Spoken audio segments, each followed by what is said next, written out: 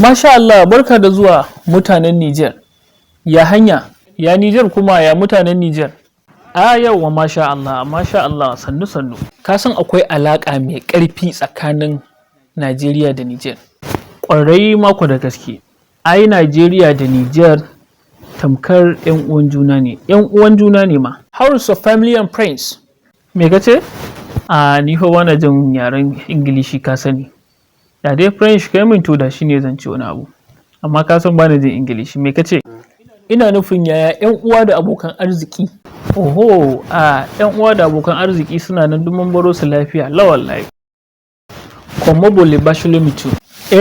Me ka ce? Komobole bashilomitu. Cewa ne ya shanu da tumaki. To naji. Shanu da tumaki suna nan lafiya ƙalau suke. Masha Allah, to ni zan wuce. A fita. To, masha Allah, na gode sosai. Till we meet again.